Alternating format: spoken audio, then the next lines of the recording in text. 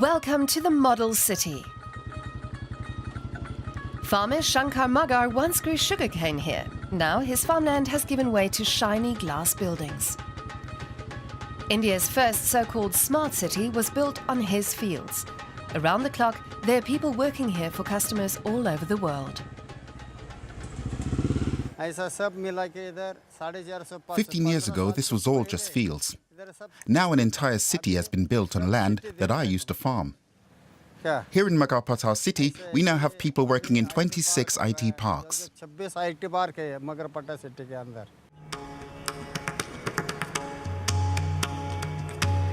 Magar Patar is a showcase city.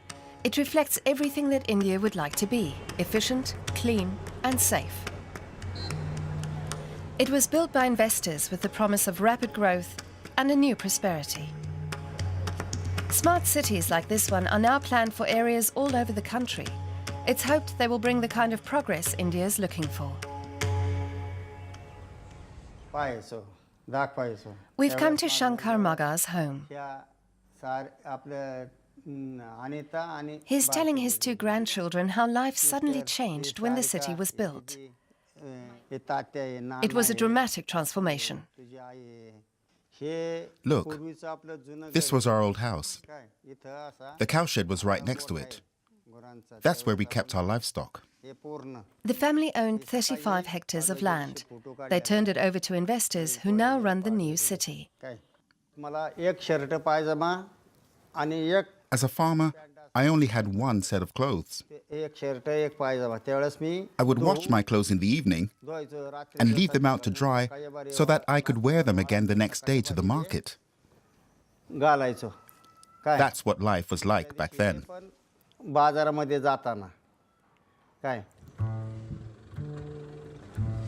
India is looking to modernize.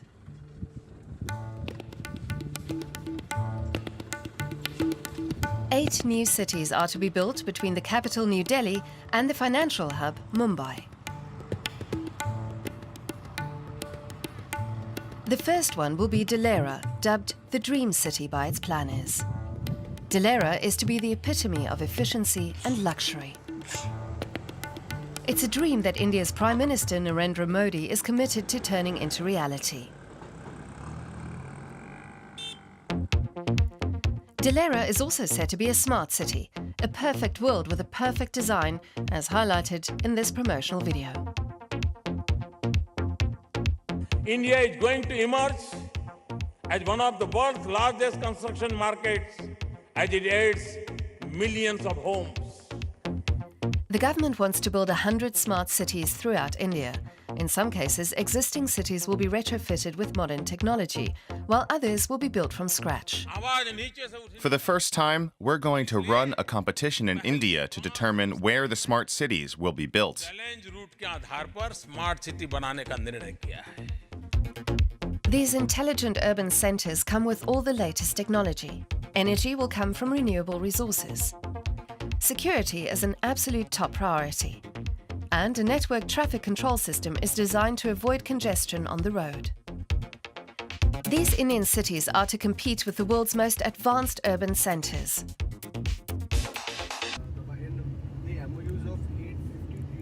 We've joined two real estate agents who want to show us the land where the new Dhalaira Dream City is to be built. In 3 to 4 years, the investment will have paid off. The government is planning huge projects. The entrance gate to the residential area has already been built. The farmer who owns this land wants a share of the €10 billion project. He's divided his land into individual plots. One of the agents tells us there's an industrial park just 4 kilometers from here, where there will be 800,000 new jobs. He's convinced in 3 or 4 years' time, this will be a top location. They tell us the price for land is set to soar in the coming years, and that most plots of land in this area have already been sold. Let me show you on the map. Opposite here will be Dhalaira International Airport, serving both passengers and freight. 92 hectares are reserved for that. A road sign is so far the only evidence of the planned airport. But in just 2 years' time, it's all supposed to be ready. That's when the first residents are set to move in. The government is expecting a rapid economic miracle. In just 15 years' time, the new Dilera is set to house 2 million people. India's looking to reinvent itself here at high speed.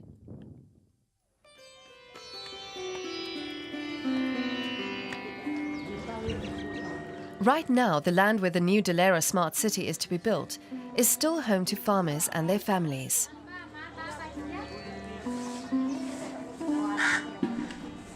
The state of Gujarat is booming. It recently recorded the greatest economic growth in India. But most people in Gujarat still live in rural communities, like here in Dilera. They struggle to imagine what life will be like when their village disappears and is replaced by a huge modern city.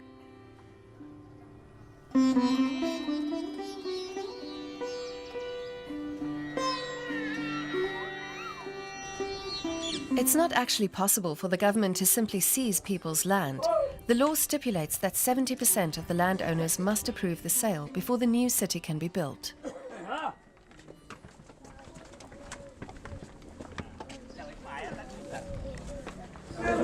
So the residents have begun holding regular meetings at the local temple.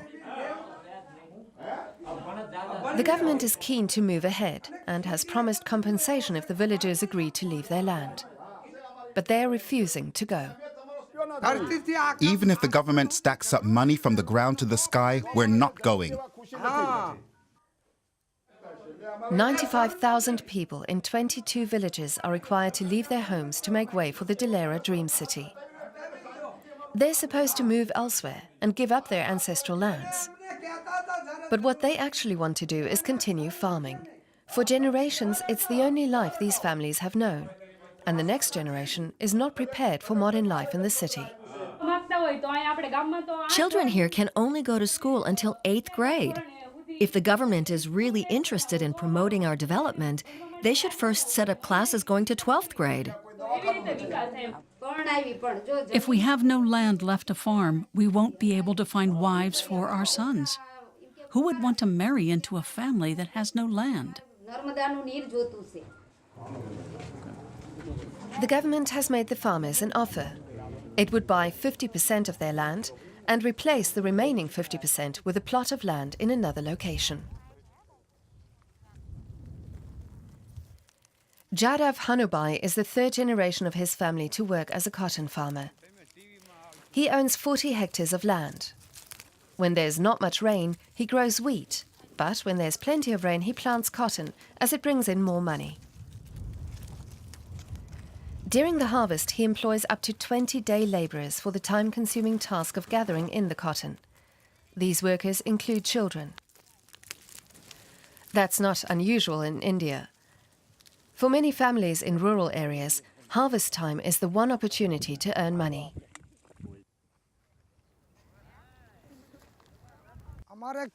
We farmers can't do anything else but farm. We didn't have a good school education. Growing crops is the only thing we know how to do.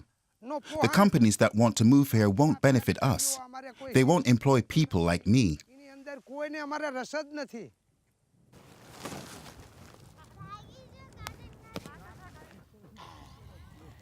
They say they need help to ensure the next generation can make the leap into modernity.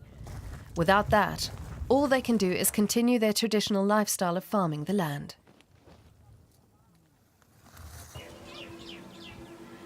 Some farmers made the mistake of selling their land to real estate speculators. Chaudan Bangmanbai is one of them.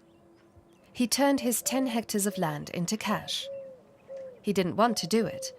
It was his 3 brothers who talked him into selling the family estate.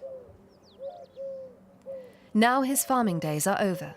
A new city will soon be built on his land. I've become a day laborer. I'm dependent on others to give me work. Life was better when I had my own land. Now the land is gone, and so is the money.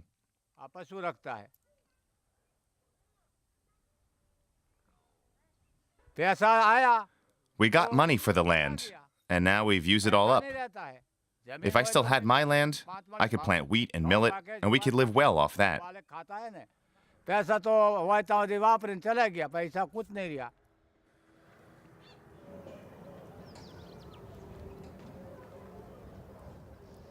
Farmers like Chowdan Bangwanbai will not share in the profit made by the speculators. The economic boom that everyone here is expecting will pass him by. Those who simply sell their land, as he did, lose the means of earning an income, both for themselves and for future generations. It's others who then stand to make a profit from their land. In Magarpata, the model smart city, things turned out exactly as many critics said they would. India's first smart city has been designed exclusively for the financial elite.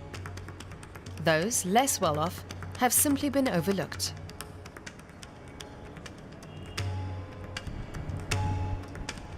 While local residents have made a good life for themselves in their smart world, the workers who do all the low-paid jobs are forced to live outside the city. But one thing does make this model city different. The investor has turned the former landowners into shareholders. Satish Magar is the man in charge here. It was his idea to encourage international firms to come to Magarpata. 70 farming families have given their land so that the city could be built. In return, they received shares proportionate to the size of their land. By giving them a share in the profits, he was able to win their support. See, normally what happens in India, it's across the country, not only in Pune. When the farmer sells his land, he has three major things to do to spend his money. He drinks a lot, he has big weddings, and he builds a big house, which everything goes in no time. Land pooling by government and giving to developers doesn't make any sense. The basic fundamental difference between the governmental agencies and us here is that in such model you have to learn to share. If you want everything for yourself, then you cannot do it. And that is what the government wants to be a developer also, and they want to have the cake and eat it too. It becomes difficult. You need to share everything. The former sugarcane farmer Shankar Magar certainly approves of this new urban life. Only his clothing reveals that he was originally a farmer. We've gradually become businessmen. I have income through my shares in the city. I benefit from the profits. Today, I own a restaurant near the Cyber City, 2 restaurants in the Seasons Mall, and 1 in the Phoenix Mall.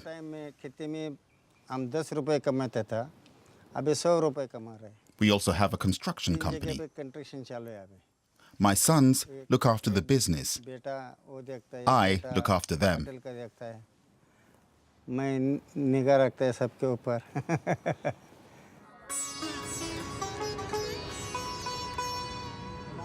Magarpata is the first privately administered township in the country. People don't just come here to work. Some choose to live in Magarpata because they appreciate the benefits of a well-run city, managed by a business executive.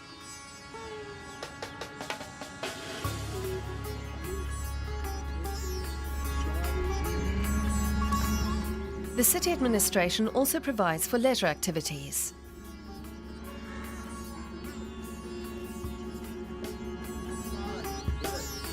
There are 4 committees whose sole task is to plan Magarpata's social life.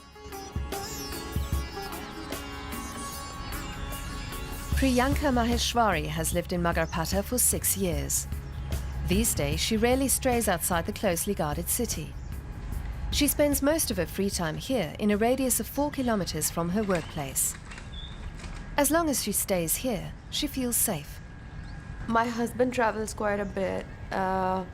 He's mostly out of the town. He's out and I am living here alone. I don't have to worry about the safety or security or even loneliness because there is so much to do outside. There are health clubs, there are jogging tracks, there are malls.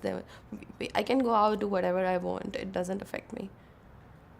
This is what I would call freedom living in India without having this in the back of my head that, oh, somebody's going to chase me, or whether I'm safe, whether I'm secure here. There's no that kind of worry in my head when I'm out. The Magarpata enclave and its 50,000 residents are guarded by a private security service. The international firms who work here also want safeguards against crime and terrorist attacks. Managing Director Satish Magar has designed the security concept to be all-encompassing. We have real-time data of every person who lives here, including the age, whether there are tenants, whether they are here, they leave from here. So the entire data for security reasons is there. We have more than 850 cameras which are monitoring every movement, and there is a command center where there is 24/7, there are people watching what is happening. That helped us so much that we have no thefts. But he's not willing to show us the command center. Magarpata is the private property of the company that built it, and as the director of that company, he gets to make the rules. Magarpata has been so successful that he is now planning to build 2 more such cities. We repeat the same format of the residential areas, the recreational areas, and the IT park, or the knowledge center which is there around. So that's all been put into together. The privately run city is considered a model for the future, one that can work anywhere in the world. A number of other Asian countries have also experimented with the concept. But some people find the regulations too restrictive and move away again. Priyanka Kadam spent 6 years living and working in India's first smart city. After that, she'd had enough. She looked for another place to live, in a newly developed area outside Magarpata. The guard would not let someone even dropping you home, like if it's a guy, he cannot come to your building and drop you. He has to leave you at the gate and go. And there were a lot of restrictions. And you have to have your ID card on you all the time. Otherwise you can't enter your building. So they have these, but there's a reason for everything. They want to maintain kind of a decorum and things like that. So I moved to Amanora, and we don't have anything like that here. In Amanora, they don't have any restrictions as such. Now Priyanka Kadam can have friends over whenever she likes, whether they are men or women. Here, outside the smart city, management rules no longer apply.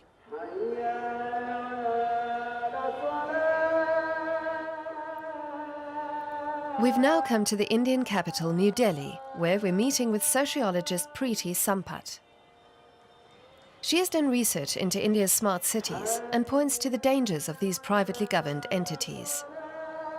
She says there's a risk that society can become overly conformative. Residents sacrifice some of their democratic rights in exchange for greater security.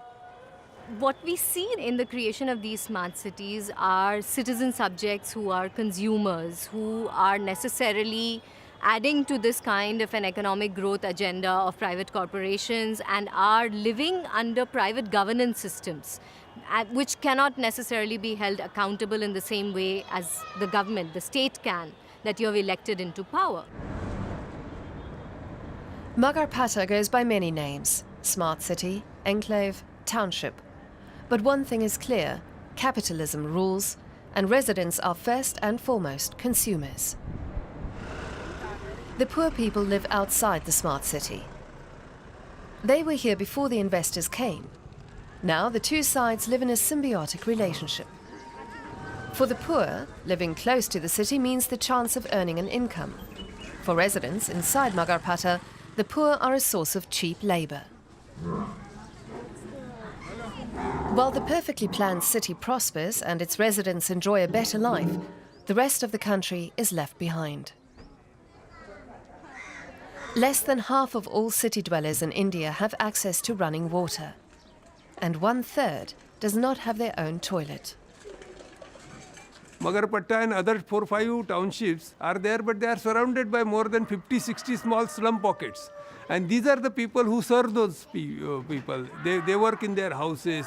They are the rickshaw pullers. They are the one who are vendors and sabjiwalas and things like that. So though the gated society have created an amazing atmosphere for themselves, for the rich within that gate, they are part of a bigger system, and they can survive that classism only because the poor community serve them. So there is already a relationship. Though the poor people are not staying in Magarpatta, but Magarpatta is there because of the poor people around. Kantabai Londe came here 50 years ago, when Magarpatta was just a mass of sugarcane fields. Together with her husband, she runs a small mobile kiosk. Neither of them are allowed to enter the smart city. They would need a special permit, which they don't have. The management don't want street traders. We don't know what will happen in the future. We built our house here. It stands on land belonging to the authorities. If they decide to expand the city, we have nowhere else to go. The land on which they live has become more and more desirable as time goes by. Developers are already interested. Kantabai Londe and her husband push their stand along the road each day to get to the busiest area. They sell dried fish, junk food, as well as individual cigarettes, which sell for the equivalent of 14 cents each. So they're at least able to earn a living from their wealthy neighbors. But the new buildings have now almost reached their small village. It's easier for my two sons than for us. One is working as a security guard. I don't want them to have such a hard life as I did. I hope they have a better life.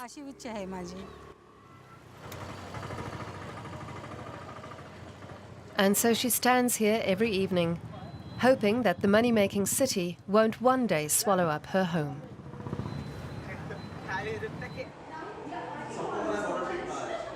Inside the city, life is good.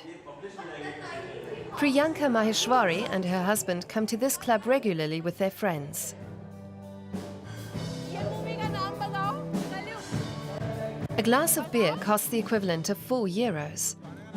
The only people in India who can afford these prices are the ones who work for an international company. The average wage in India otherwise is €130 a month. The software developers and managers here have become almost a caste of their own. They've sealed themselves off from the perceived threat outside the city walls. I can get drunk and walk to my home without a worry. That's as safe as it gets in India. Trust me, I have watched movies and only in Magarpatta city where I have walked home. Walked. I'm talking about walking home at 2 o'clock in the night. I don't know how many people do that in India.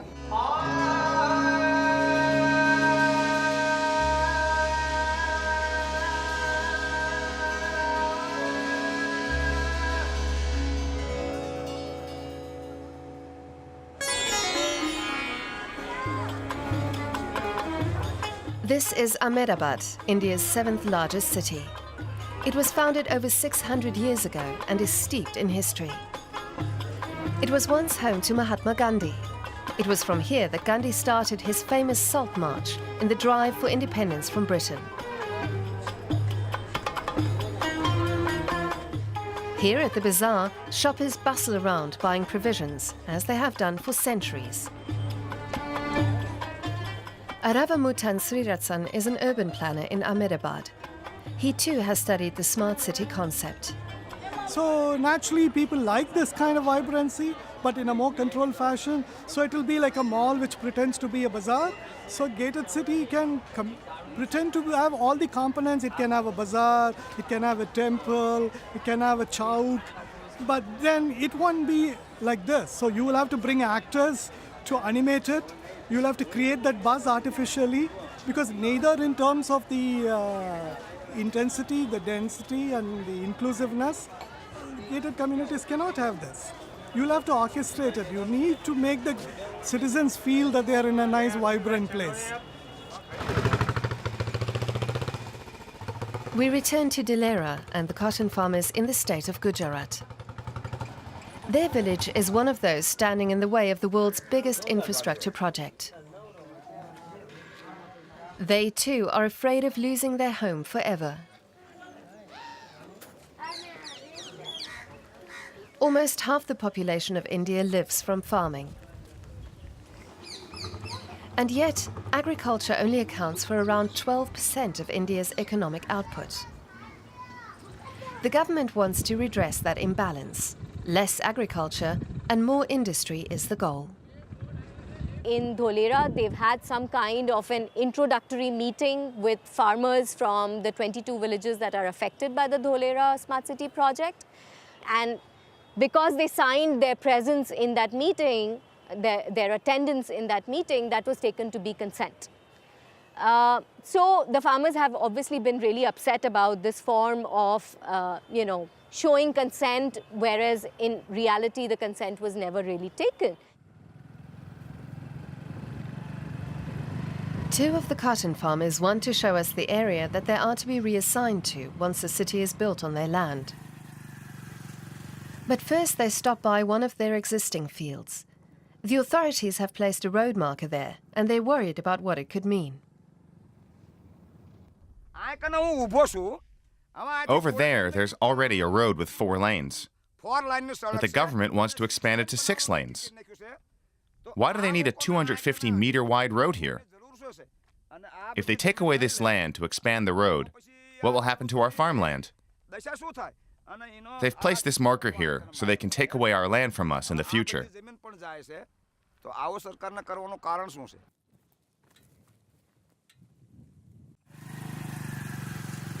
Half an hour later, we reach our destination.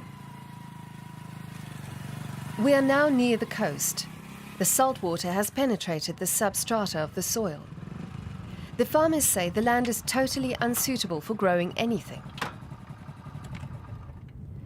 They were told they could irrigate the land, and then cotton or wheat would grow here. The two farmers feel that the government is not taking them seriously at all. Their farms are simply to be sacrificed in the name of economic growth.